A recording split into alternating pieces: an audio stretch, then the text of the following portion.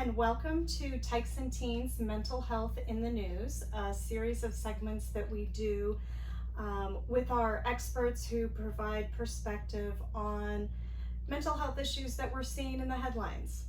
Today, I'm with Tykes Teens Infant Mental Health Consultant, Rachael Moshman, who holds a master's in education, and she is part of our mental health consultation team, serving Indian River County and other counties as well, I believe. Yes, I'm primarily in Indian River County, but we are in Martin and St. Lucie also. Excellent.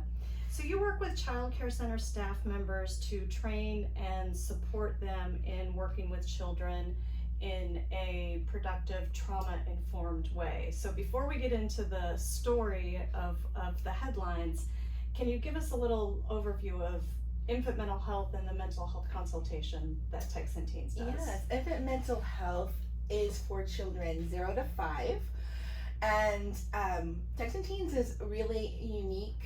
We are the only ones that are providing infant mental health services to the Treasure Coast area. We have therapists and also consultants like me who work collaboratively with childcare centers on, like you said, a trauma-informed lens to support the teachers and the directors and the staff, and then as a result of that, supporting the children. And then we have our therapists that come in and work with the children one-on-one and work with the families. So we are all a big collaborative unit. Excellent. So the current COVID wave has hit our childcare centers, huge impact with short staffs and being spread thin. And NPR WLRN did a story last week talking about parents and caregivers of young children saying they've hit pandemic rock bottom. The report talked about January of this year being the worst month of all of the pandemic, which we're now in this, it's been over 2 years, and all of the challenges that childcare centers, teachers, families, children are going through. And wanted to touch base with you, and we'll put the link for that story with this video so that you can see that. Are we seeing things similar to what was reported in that story here in the Treasure Coast? Absolutely. From what I've seen, January, I would agree, has definitely been the worst month so far of this 2-year pandemic, because the centers are open now. In the beginning, year one, a lot of them had to close, or they were open very limited. Some were open only for first responders, but now they're all open, and so there's a constant shuffle of children not being there because they're sick or because their families are sick and they have to quarantine, and staff not being able to come to work because either they are sick or have been exposed, or their families are sick and they need to stay home and take care of them. There was one center that we support that had 8 teachers out in 1 week. Wow. And so the children were being shuffled from classroom to classroom. They were split because there weren't enough teachers, there weren't enough substitutes. So when the parents dropped the children off, they didn't even know what classroom their child was going in or who was going to be the teacher. So that causes a lot of stress, not just for the staff and the director and the parents, but for the children. I think that we forget sometimes that children are just little humans too, and as disruptive as this pandemic has been for all of us, they feel it too. And so a lot of the centers have seen an increase in challenging behavior because children need that stability, and when it's not there, then the behaviors are on the rise.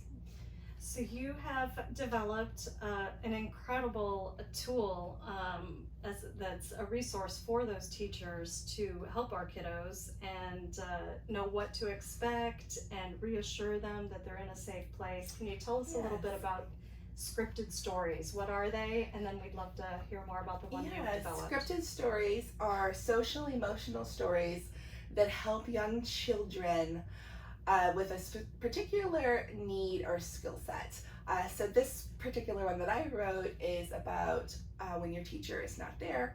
It could be about brushing your teeth. It could be about using a public restroom, sharing, anything that young children are trying to learn in the social emotional realm.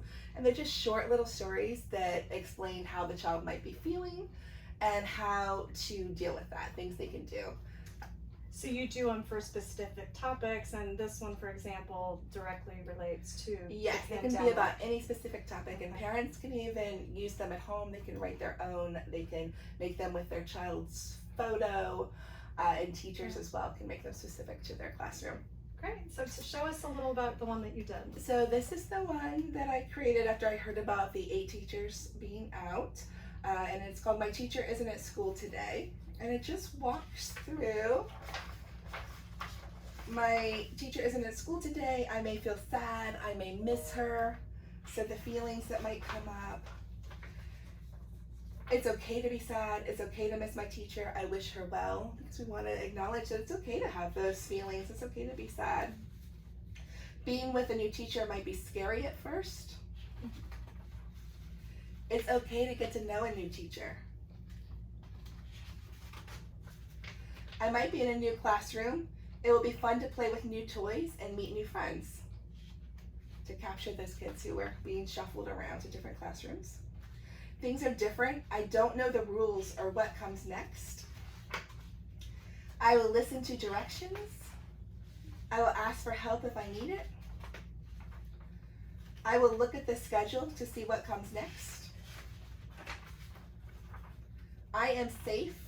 I can handle changes. I will have a fun day at school. Mhm. So this is just to take kids through what the day might be like if their teacher isn't there, what they can do, they can listen, they can look at the schedule, and that they're safe and they can handle it and still have a fun day. And Rachel's provided with us with some great resources that we will have on our website at tykesandteens.org/blog that are resources for both child care center staff or for parents to be able to write their own scripted stories at home, and there's a step-by-step process that shows you how to do it, examples. You said brushing your teeth or an Yes, it activity. could be about any situation that a child needs a little extra support with. Great. So like I said, those will be on our website at tykesandteens.org, and they are from the National Center for Pyramid Model Innovations through funding by the United States Department of Education Office of Special Education Programs. So thank you for sharing with us today, Rachel, and a special thank you to Indian River County Hospital District for supporting our early childhood mental health programming in the community. It's more important than ever right now. Yes. And to learn more, like I said, visit tykesandteens.org. Thank you.